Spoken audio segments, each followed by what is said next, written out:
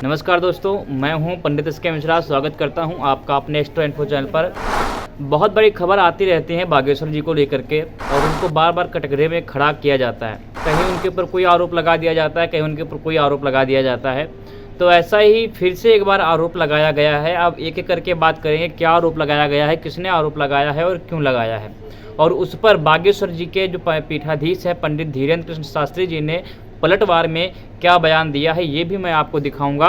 Video के last तक बने रहिएगा, क्योंकि हम लोग जानते हैं कि बागेश्वर जी हैं वो अपने चमत्कारों की वजह से, अपने दिव्य शक्तियों की वजह से, देवी दरबार की वजह से, अपनी कलाओं की वजह से चर्चाओं में बने रहते हैं। एक के बाद एक कहीं ना कहीं उनके ऊपर कोई ना कोई ट्रेंड चला करता है, जिससे कि हम लोग आए दिन उनके बारे में कुछ ना कुछ सुना करते हैं। तो ऐसा ही कुछ हुआ एक उनके दिव्य दरबार में। उन्होंने 8 और 9 तारीख को दिव्य दरबार लगाया हुआ था अपने ही भागवत कथा में। तो वहाँ पर कुछ लोगों का दावा है कि यहाँ पर इन्होंने जादू दिखाया है लाइव और कैमरे में रिकॉर्ड करके पुलिस को भी दिया है। ये जो आरोप है अंधश्रद्धा निर्मूलन समिति के द्वारा लगाया गया है। इस समिति ने उनका पूरा वीडियो रिकॉर्ड करके उनको दिया गया है। इस पर बहुत सारे लोग अपना अलग अलग बयान देते हैं। लोग अपने बारे में अपनी जैसा जैसा उनकी सोच होती है वैसा कहते हैं। इस पर बागेश्वर ने भी पलटवार किया है, लेकिन उसके पहले क्यों दिया गया ये मैं आपको बता दूं। तो जो ये समिति है, इनका कहना है कि ये काले जादू टोने टोटके करते हैं, इसके बदले में हमें इनके ऊपर कुछ ना कुछ रिपोर्ट करनी है और इनको जेल के अंदर बंद कर दिया जाए। तो इसके ऊपर बागेश्वर पलटवार करते हुए उनका कहना है कि अभी तक हमारा वहाँ पर जो पंडाल लगा हुआ था 7 दिन, तब तक उन्होंने कुछ नहीं किया।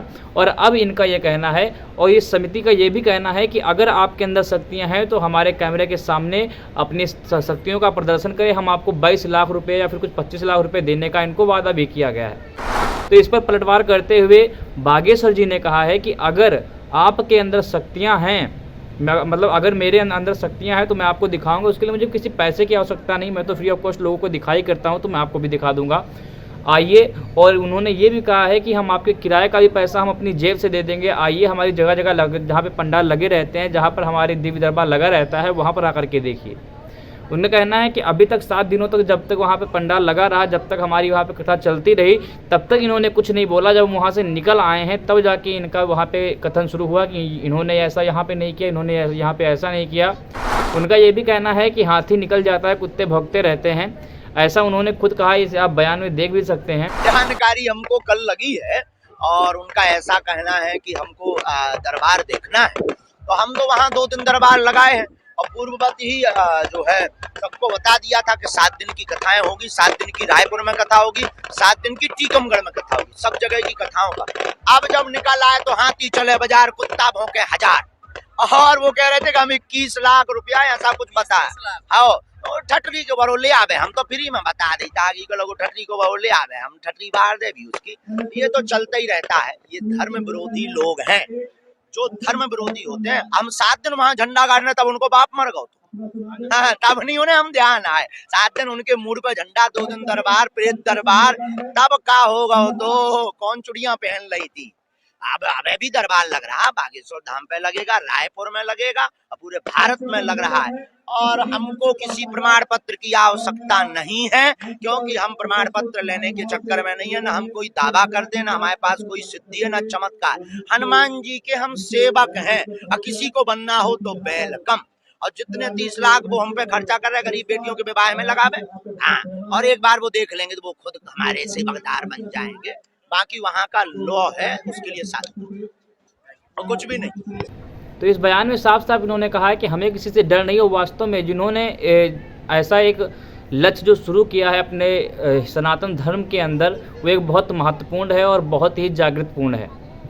इन्होंने बहुत सारे जो सनातनी हैं, जिन्होंने अपना धर्म परिवर्तन करके किसी और धर्म में चले गए थे, उनको वापस अपने धर्म में लेकर के आए हैं। इनका ये भी कहना है कि जो अदर कास्ट हैं, जैसे कि जो मुस्लिम लोग हैं या फिर अदर भी जो भी हैं, क्रिश्चियन या फिर जो भी, तो उन्होंने करोड़ों रुपए लगा करके लोगों को अपने धर्म में परिवर्तित करवाया है।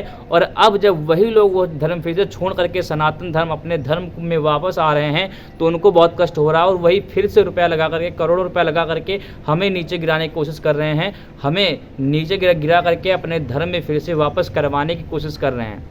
तो ऐसा बागेश्वर जी के ऊपर बारंबार आरोप लगते रहते, लेकिन उनका कहना है कि हमारे ऊपर इसका कोई फ़र्क नहीं पड़ने वाला।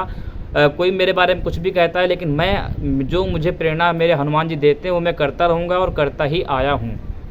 लोग जो उनके पर्चे को लेकर के सवाल उठाते हैं कि कैसे उसमें लिख जाता, अवश्य ये कोई ना कोई दंड फंड करते होंगे या फिर कोई ट्रिक लगाते होंगे। तो उनका कहना है कि आप भी आइए, हम आपके सामने लिख करके आपको बता देंगे तो आपको विश्वास हो जाएगा। उनका कहना है कि हम किसी को बुलाने नहीं जाते घर घर कि आप हमारे पंडाल में आइए, लेकिन फिर भी लोग आते हैं, इसका मतलब उनको हमारे ऊपर कुछ ना कुछ विश्वास है, तभी ऐसा होता है। तो मैं तो यही कहूँगा, और आपकी क्या राय है इसके बारे में कमेंट में लिखना बिल्कुल मत भूलिएगा, कमेंट में लिख करके बताइएगा। और अगर इस चैनल को अभी तक आपने सब्सक्राइब नहीं किया तो कर लीजिए, वीडियो को लाइक नहीं किया तो कर दीजिए। इसी के साथ जय बजरंगबली, जय बालाजी।